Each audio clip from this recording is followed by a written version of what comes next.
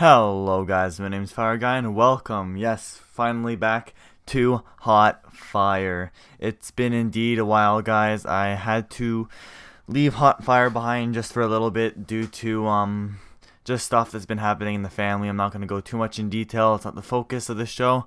Just letting you guys know that it was against my intentions or against my will to leave Hot Fire for a bit, but now it's officially back guys. I brought it back right in time for Bound for Glory. I really wanted to start it back up before Bound for Glory, and it is back. We are we're in full sprint for Bound for Glory here with Impact Wrestling.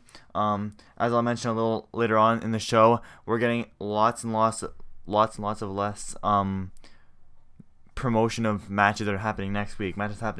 Instead, they're focusing on promoting and putting matches together for Bound for Glory, which is in 2 weeks, 3 weeks. I can't really math right now. But yeah, anyways, so I'm gonna talk a bit about the last few weeks. I'm glad I didn't do Hot Fire last week. I'm definitely not the first one, but last week was just an atrocious episode of Impact Wrestling. It just clip galore. It was a 2-hour paid advertisement for Bound for Glory, basically. But yeah, anyways, let's get on to Hot Fire. For those who are new to this series, Hot Fire is a weekly review series where I review from Hot Fire to Freezing Cold matches, segments, and everything in between that happens on Impact Wrestling. Freezing Cold being the worst, Hot Fire being the best. So yeah, anyways, without further ado, let's get right into it, guys. Here's Moose and Stephen Bonnar arrive. I don't know how to pronounce Bonnar. I don't know how to pronounce that. Sorry, guys. But anyways, Moose and Stephen Bonnar arrive with everything they stole last week. Once Moose attacked the American Top Team facilities again for some reason. And then American Top Team arrive, even though they were supposed to be banned or something. Anyways, they're back. And then after that, we get a recap of the mini side feud, I guess you could say, that's been happening between Chris Adonis and Johnny Impact. Chris Adonis always getting involved in Johnny Impact's matches against Eli Drake or against Garza Jr. And it all culminated once Chris Adonis smashed that plank of wood, or I don't know how you. Yeah, it's a plank of wood, I guess. It's not really a 2x4, but it's a plank of wood over Johnny Impact's head last week. And now we're getting a match to start off the show. Chris Adonis versus Johnny Impact. Johnny Impact asked for the match. He got it, and he's willing, and he's trying to put Chris Adonis away in this match. So, something interesting I liked about this match was Josh Matthews at the start was saying how if Johnny Impact loses here, he won't be number one contender anymore. I don't know if this match meant that it was a number one contendership on the line. I doubt it. I think it was more so in the fact that they were thinking traditional wrestling. If Johnny Impact loses, he's no longer number one contender, which is what pro wrestling was all those years ago before these rules went out the window, pretty much. I'm not sure, but anyways, anyways, back to the match. For those who don't know, Hot Fire, I don't go through the whole match, move per move, what happened, like word for word. Like, I'm not an audiobook. If you're gonna watch, just go watch the match yourself. So it'd probably take less time for me watching the match, than me explaining it. So anyways, I'm just basically gonna go to the end here. This match was warm. I'm gonna give it between a hot and a lukewarm. Lukewarm being that midpoint, hot being, good but not Hot Fire. But like, it's warm. It definitely was a good Chris Adonis match, like quote unquote Chris Adonis match. Like, Chris Adonis isn't the best wrestler. You guys at ImpactAsylum know that he's definitely not the best. And this was a surprisingly good match for Chris Adonis. Definitely he was with Johnny Impact, who is a better wrestler, so it was probably a bit of carrying there. But it was a really fun back and forth match. It did last the length it should have. It lasted about 10 minutes. But the only thing I didn't really like about the match was the commercial placement. Like, I get that it's out of their control, but really, they went to a commercial break. We came back, and Eli Drake seemed like he was about to superplex Johnny Impact off the top rope, but then Johnny Impact fought back, punched Chris Adonis off, and then he hit his big countdown 450 thing, and he got the pin. So we came back from commercial break, and it was literally 20 seconds, and the match was over. So it was a bit weird in that sense. So it made it a bit anticlimactic, but yeah, just the match itself was good. It was a good Chris Adonis match. It was just a commercial break hurt it way too much. So that's why I'm definitely giving it a warm, leaning towards more on a lukewarm side, but I'm going to keep it on a warm there. After that match, and I'm also going to give that match brownie points because it's opening an Impact. Usually it's good to stray away from the opening talking segments so they keep the viewers in. But anyways, after the match, Eli Drake runs in. He gets his pants ripped off by Johnny Impact. They fight. Johnny Impact gets the upper hand, but then obviously Chris Adonis wakes up from being knocked out, I guess, something, and attacks Johnny Impact. Garza Jr. comes in for the save for some reason, even though there's a bit of a beef between them two last week. It might have just been like the competition over the number one contendership, but anyways, Garza comes in with a chair, and Eli Drake and Chris Adonis run off. So after that, we get another Bound for Glory ad, this time promoting Alberto El Patron returning to Bound for Glory, and the big shtick is, what is he gonna do? Obviously, we know he's just gonna get involved in the main event, but there's always that if he might do something else, but who knows really. So now we head on to our first of two international matches, guys.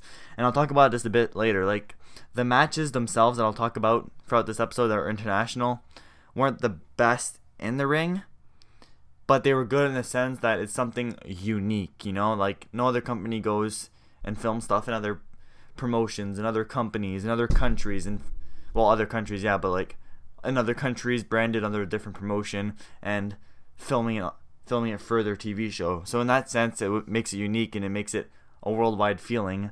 But yeah, let's talk about the matches specifically first before I get into all that. I'm getting ahead of myself. So we head to Cancun, yes, Mexico, for a AAA match, and it's El Hijo del Fantasma versus James Storm versus Tejano versus Eddie Edwards versus EC3. So 5-way match. Free for all, Obviously at the start was the Impact guys versus the AAA guys. Obviously 3v2, the Impact guys took the upper hand really quick. I love how this was a full match too, guys. I'm glad they're doing these full matches. The clip things weren't working for these international matches, so I'm glad they brought those back. Well, they're doing it now. They never brought it back. They never did it in the first place. So I'm glad they changed their mind and they're not doing clips. But yeah, this match here, I would say it was definitely a hot. I would definitely give it a hot. It was good. It was like the match was a bit slow at parts, especially in the start. But as the match moved on, the storytelling in the match was a bit more interesting as things progressed. So at one point, the AAA guys did get the upper hand, but then they started fighting with each other, and the commentators made a good job of explaining it, saying that Tejano and Fantasma up in Impact in America, that they're sticking together. Even Pagano, they're sticking together because it's the brotherhood of AAA, But back when they're back in Mexico and they're in front of all their fans, in front of their family legacy, in front of Lucha Libre, which is a big respectful thing down there, So, and then there they started fighting because also at ringside was Fantasma's dad, so that brought into the match as well. So it makes sense that they were fighting too, even though they have that kind of, not friendship, but like bond to try and take on Impact as well in the storyline. After that, Impact started getting the upper hand again. They were starting to get pins, but EC3 would keep breaking it up, saying, no, I need to pin them. I'm the best Impact wrestler in the world, That pissed off James Storm, and then everything went to shit. The whole Impact alliance just went down the drain, and then now it was a free-for-all. So it was a back and forth between everyone. Everyone was trying to hit their big finishers. A weird part was when Tejano tried to convince James Storm to go after Phantasma's dad. Like, I get the beef is there between Impact and AAA, but why would James Storm go attack Phantasma's dad? Like, I get that he's an ex-AAA talent, but, you know, there's no real personal beef, minus, you know, Impact trying to defend their company from the intruders who are AAA. But anyway, that was the only weird part about the match I didn't quite understand. Basically what happened was Phantasma reversed EC3's 1%er into a modified pile driver. But then Phantasma saw out of the corner of his eye that James Storm was about to go attack his dad. So Phantasma kicks the chair that James Storm had into James Storm's head. And that provided the distraction for Tejano to run to the ring and pin EC3 for the victory. So definitely this was a good match. I would give it a hot because it does progress the storyline a bit. Like, obviously it wasn't the best way to continue the Team Impact versus Team AAA, but it did continue the personal rivalries within this bigger story, you know, between James Storm and EC3, Phantasma and Tejano, or even like Tejano and James Storm both being cowboys, you know, Phantasma and EC3, stuff like that. So it was definitely interesting. It would have worked better if they would have thrown in Pagano in there, but who knows? I don't even know if he still works for AAA or not. I don't follow much of that circuit down there. But yeah, definitely hot match. It was a definitely interesting layout to the match, and that's what made it better than. That's what really made it shine instead of the in-ring. So next match is Desmond Xavier versus Andrew Everett. Yeah, so before I get into that match, I just want to state, yes, guys, I am skipping through some of the segments. For those who are new, I do not go through the show segment for segment as it appeared in the show. Yes, I go through the in-ring segments as they in chronological order, but the smaller stuff like OVE visiting the Crash and wanting to talk to Conan, I'll do that at the end, all in one big package instead of talking about on and off, on and off, on and off, because I'm always all over the place already, as you guys can see, so I don't want to make it more confusing for you guys. So I just want to get that out of the way. So next match, Desmond Xavier versus Andrew Everett. We saw last week they were both in 6-man action, so now they're having a singles match together. This match I enjoyed. I definitely giving this a hot yet again. It was a shorter match, lasted just about 5 minutes, and this was what the X Division always was. Like, I remember last year I was losing hope a bit in the X Division, as the X Division matches felt just like the heavyweight matches. It wasn't fast paced.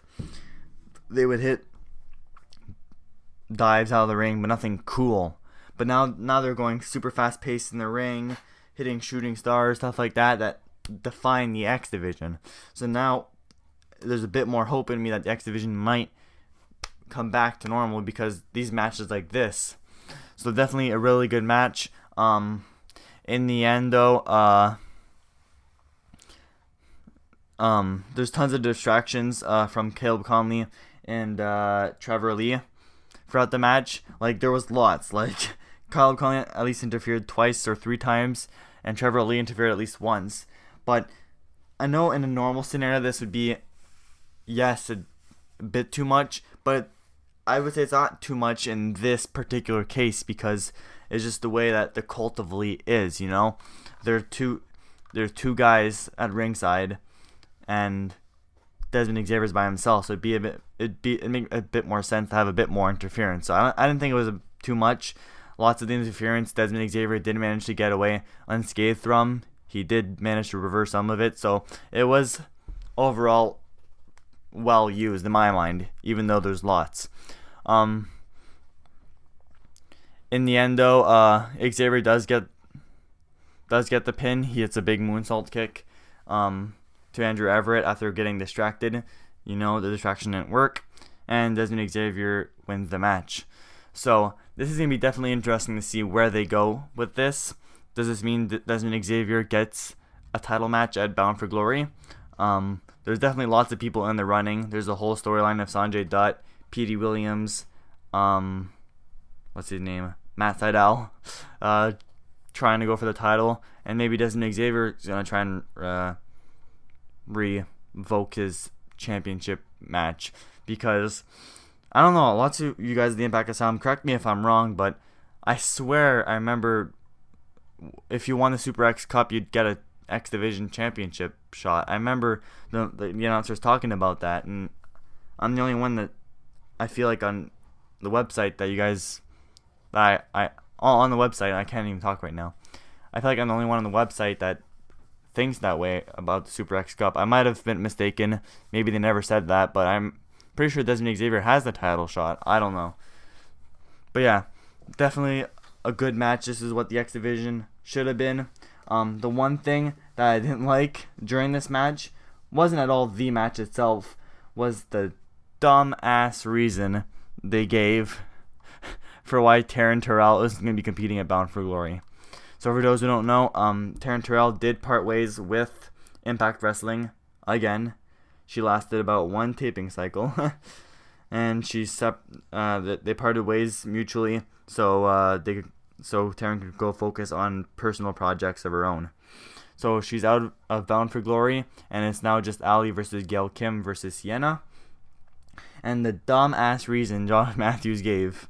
Usually Josh Matthews is rather quite good at giving excuses for dumb TNA moments, but this one he said that the doctors didn't clear Taryn Terrell to wrestle after she got slapped in the face by Gail Kim last week.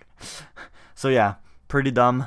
I don't know. That was a pretty dumb excuse. When I saw that, I was like, you couldn't come up with anything else? Whatever, man. I don't care. But yeah, now it's time for a in-ring segment here, as Grado's here to call out Joseph Park after Grado's been mistreated, misused, being part of Parks and Parks sports division at Joseph Parks' law firm. So basically, what led up to this was that Grado's working all the venues, working all the signings, working all the meet and greets, and he wasn't getting much money. And Joseph Park was arriving with fancy new cars, chicks in his car, and Grado's not that dumb, he's a dumb guy, but he figured it out that Joseph Park was scamming him, so he's calling him out here tonight. He calls him out. He says that he wants to bring Joseph Park to court. This wrestling ring is the court. The judge, jury is the crowd, and Grado is the executioner. He says that he's not going to let himself be mistreated like that. And Joseph Park was trying to delay the subject, trying to change his mind, saying, have you heard about the story about old man Pops, stuff like that? And Grado's like, no, I don't want to hear about your old man Pops. He's like, no, I don't want to hear your jokes. And then Joseph Park's like, yeah, I admit it. I'm sorry. The temptation was there. I just couldn't resist it. I just really wanted the money and the cars and the girls. And Grado was like, come on, no. And then Park was like, but hey, he's like, I guess you didn't pay attention too much when you signed that contract to join my division. He's like, I sponsor that visa of yours, Grado. So you're going to have to keep working for me if you want to stay in America. And then Grado's like, no, I'm done working for you. So hand over your visa now and be a man. And then Joseph Park's like, okay. Hands him the visa. Grado grabs it. Well, Grado tries to grab it, but Joseph Park pulls away. And then Joseph Park's like, no, you're not going to get it. And after Joseph Park says, I have a better idea, he pulls out another contract, and he says this is a match at Bound for Glory between him and Grado. Grado's like, of course, sign, because Joseph Park said he would get his visa back and all that if he wins at Bound for Glory. Grado signs, then Joseph Park's like, I guess you didn't learn from your past experiences, Grado. He's like, there's 2 things you forgot to read in that contract. 1, the match is a Monsters Ball. And 2, it's against not me, but Abyss. So obviously that freaks out Grado. Joseph Park walks away as Abyss's music hits.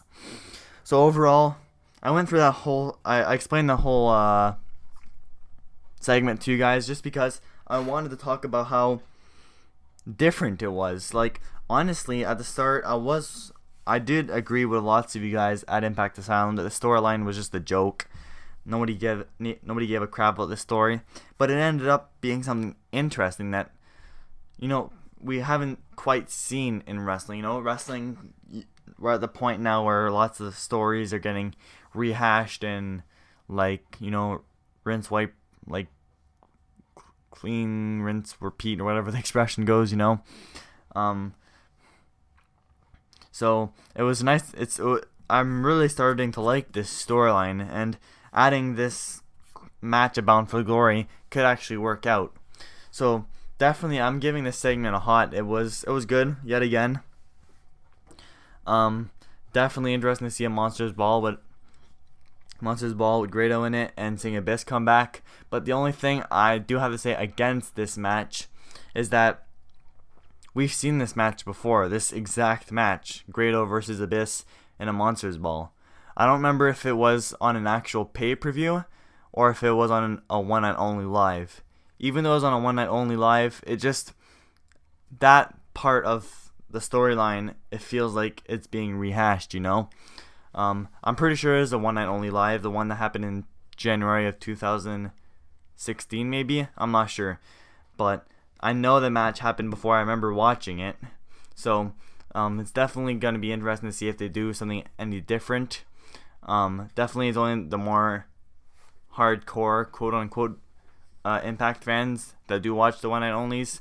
So I guess for the broader audience that will be tuning in to Bound for Glory, it'll still be a new matchup that they haven't seen, but it's still something to keep in mind for fans that do watch most of the content that Impact produces. So yeah, after that, we're on to the next match, the second international match on this show, and this is where I'm going to be talking about OVE heading down to Tijuana, Mexico to the Crash promotion to talk to Conan. So basically, before this match happened, throughout the show, these segments were happening. OVE go down to the Crash promotion. They joke around about not being allowed to be there, but they don't care because they're OVE. They're versus everyone, everything, whatever. And then they go... well, they don't go see Conan, but some bodyguard goes to check up on Conan. They're like, some 2 dorks are here to see you. Conan's like, oh, they want to talk? He's like, sure. But they have to defend their tag team titles tonight in my promotion. And then, if only then they win, then they might have a chance to talk to Conan. So, the bodyguard goes back to, OV walk down the hallways and they meet up with the bodyguard. And the bodyguard's like, you have to defend your tag titles tonight if you want to talk to Conan. And then OV are like, oh my god, what are we gonna do? Like, super fake. And they're like, we're gonna defend them. So they defend it. And this is the match where they defend the titles. OVE versus Black Diamond and Black Danger. I don't know why it makes me chuckle just reading that. They're not even... I looked it up and they're not really like an official tag team. It's just funny how their names both start with Black and they're both pretty random indie names, you know, like they sound pretty generic. But anyways, this match was a lot shorter than the first one. The first one was a full-length match. This one was more of a squash. It lasted about 4 minutes. Black Diamond and Black Danger did get some offense, so it was a glorified squash. But OVE did win the match, obviously. It was funny how JB and Josh Matthews try to pretend like Impact is live, that these wrestlers are going all over the world as Impact tapes week for week, you know. But Josh Matthews is running around the ring, taping with his weird contraption, taping the match as it was going, because this was the Crash has cameras, but they're like hard cameras that don't move, so they have it on 4 sides of the ring. So we had those shots, but then in those shots you'd see JB running around the ring with a weird like long ass stick with a mic on it, and the camera in the other hand. It was just really funny seeing him run around. But yeah, back to the match itself. This match, there was nothing much to it. I don't know, it wasn't that great, but it was a squash match. It should have been a bit shorter. There was definitely a few botches with one of the Christ brothers missing that dive, almost completely just missing Black Danger and Black Diamond. But it was alright. There was nothing much. It was just, that match was simply there just to advance the segments that were happening on later on in the show. So after they win, OV go to practice ring that's in like the backstage area of the Crash promotion. They go see Conan, and then Conan's like, okay, maybe we'll talk now. But then he's like, actually, in second thought, no. And then the whole ring surrounds with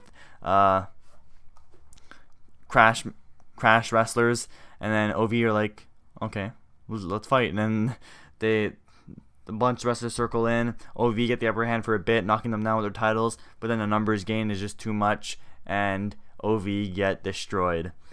Conan grabs their titles, throws it at them, and they're like, here, have your titles back. We'll defeat you at Bound for Glory in a 51-50 street fight.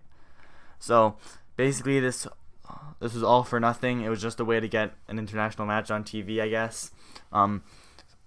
Honestly, I really like these segments throughout the show. Now that I think about it, that they served really no purpose at the end of the day, kind of makes me want to change the overall rating of these segments. But I'll keep it out lukewarm, including the match lukewarm, both lukewarm. Now that I think, yeah, like I said, it really served no purpose, but they were still interesting. OVE still looked like a bunch of freaking losers, but at least in the matches, they're innovative and they use cool double team moves that we don't quite see as often as other double team moves that are used often in the wrestling world. But now it's time for another segment, as American Top Team are here to address what happened with Moose and Stephen Bonner or Bonner or whatever you want to call him last week. So this segment was awesome. It actually gets you invested into this crappy ass story of American Top Team versus Impact Wrestling.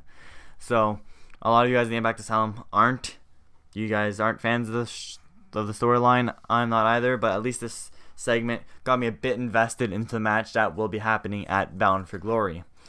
So Dan Lambert was absolutely fire on the mic. Like, that was a millennium term, I'm sorry guys, but I just meant that as he was really, really good on the mic.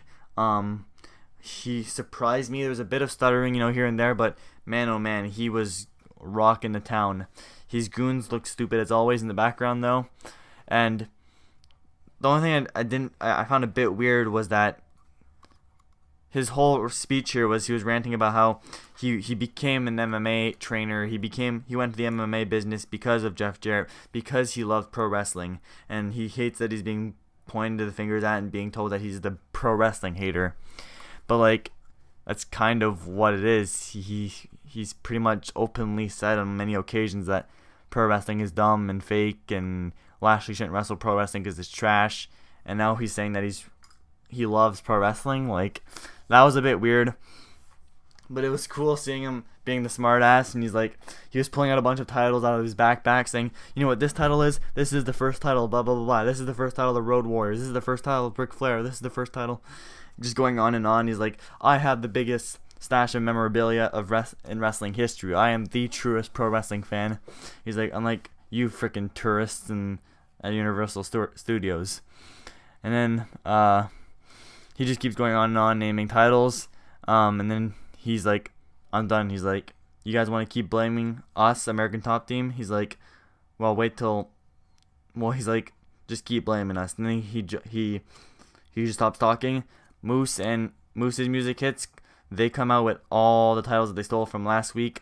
Stephen Bernard obviously is there too, doing the Moose entrance with him. But then they can't even make it halfway to the ring. Lashley attacks them from behind, and it's an all-out just beat down from there. Moose and Stephen Bernard get absolutely destroyed by American Top Team. Lashley spears Moose twice and Steven once. And this is a weird part here now. Security comes out, which is okay. There's too many people, too many American Top Team members in the ring, so the security guys just stay on the outside of the ring.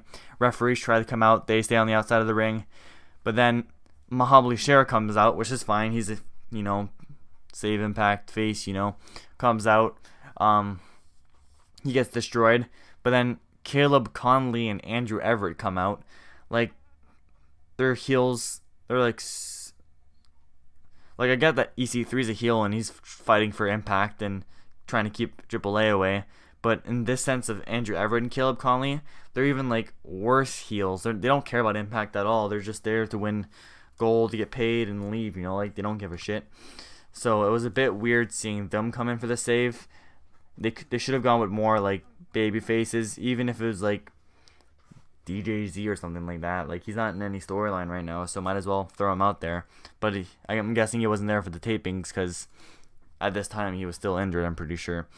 So anyways, so it was a bit weird of talent choice they decided to throw out there to get destroyed by American Top Team. But definitely the whole segment was awesome as hell.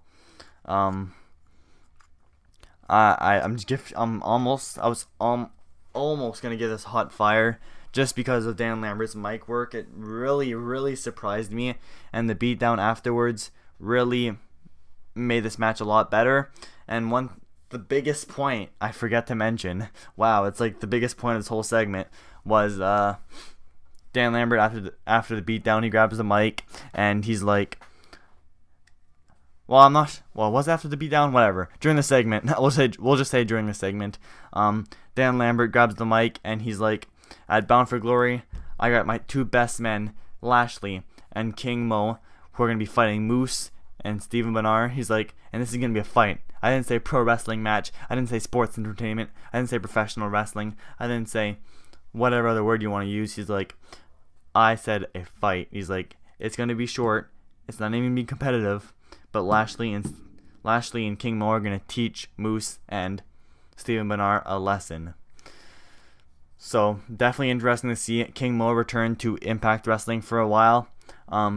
This is gonna lead a bit into the interview that was put on the website just a day or so ago. You guys know I ran that interview personally, and for those who have seen it, Lashley did spoil a bit what's gonna happen at Bound for Glory regarding that. So definitely gonna be super cool to see how they make that match work. Hopefully they'll announce the stipulation to the match for those who don't want to get spoiled later on. We still have 2 more impacts, I think, before Bound for Glory. 2 or 3, not sure. But definitely interesting to see how they're going to make that match work. Makes me a bit more invested in the storyline, even though this story is a bit poop still at the end of the day. So almost a hot fire, guys. This was like boiling hot, but not hot fire. So now let's go on to the main event. Right before the main event, though, we get like a 20-second clip of Global Forged. I guess Global Forged didn't make the cut this week for this week's episode.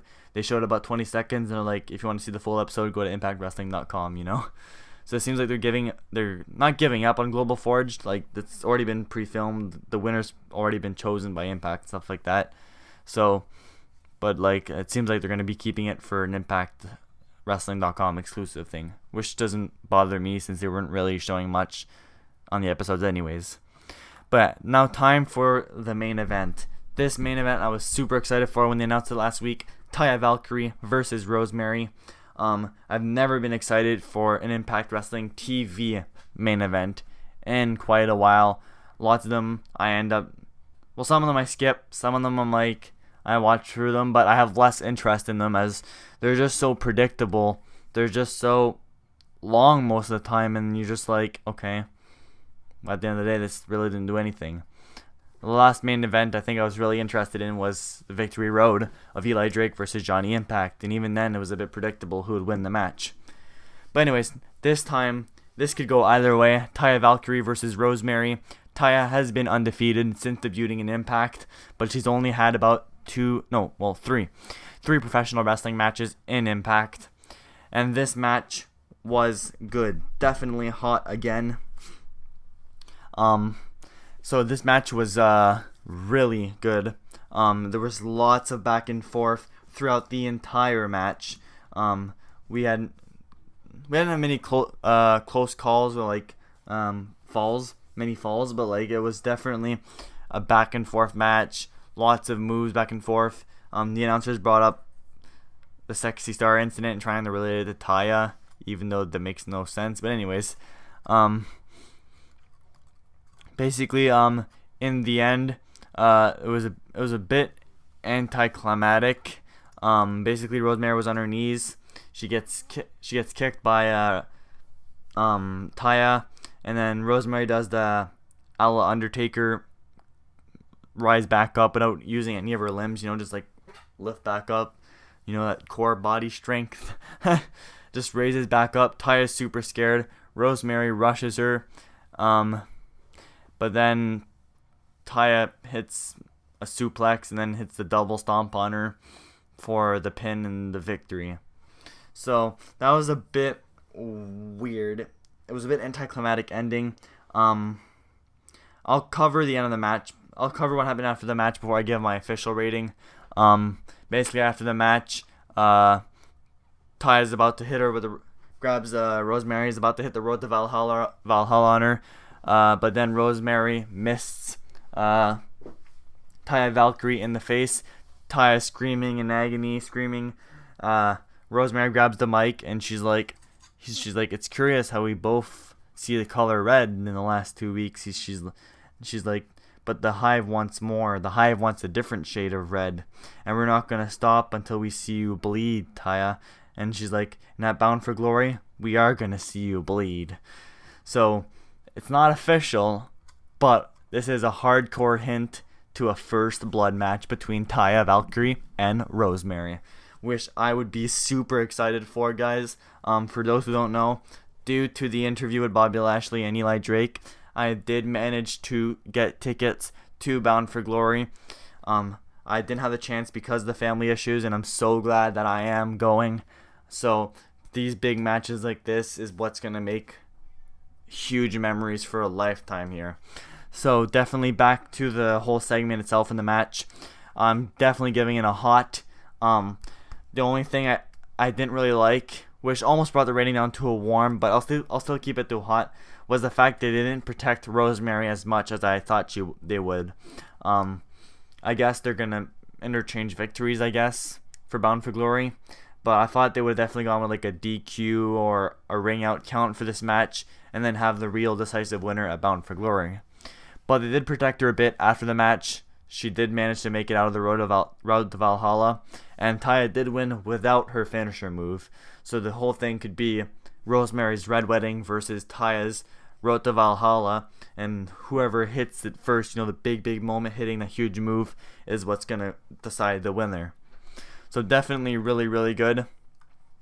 And now for the full rating of the show, guys. Definitely giving this a hot. Only 2 matches on the card weren't that great. Chris Adonis versus Johnny Impact, and the OVE versus Black Diamond, and his name's Black Danger, isn't it? I'm pretty sure it's Black Danger. Yeah, Black Danger and Black Diamond were the only the 2 matches that were lukewarm. The rest was awesome. Definitely a step up from the most atrocious episode I've seen in a long time on Impact Wrestling last week. If I would have made a hot fire, guys, that thing would have been cold, or maybe even freezing cold. It was just a disaster. But yeah, definitely this episode made a lot of stuff happen for Bound for Glory. They're definitely pushing Bound for Glory really big right now. They're not promoting show matches week per week like they used to. Like next week, Desmond Xavier versus Caleb Conley. They just announced that on social media as it comes along. To make you want to watch that episode, but they're in full sprint now to promote and build up to Bound for Glory. We have a card that's forming up slowly but surely. Definitely a really amazing card. I'm really, really, really excited to go see Bound for Glory, guys. So yeah, I'm going to end this hot fire off here, guys. Hope you enjoyed. Thank you for listening this far in. My name's Fireguy. Make sure to tune in next week for next week's Hot Fire. Hot Fire is officially back, And of course, in 2 weeks from now, I will be making a predictions video on the Bound for Glory card. So thank you for tuning in once again. And if you are watching this from YouTube, make sure to tune in to Impact Asylum, where all Impact fans reunite.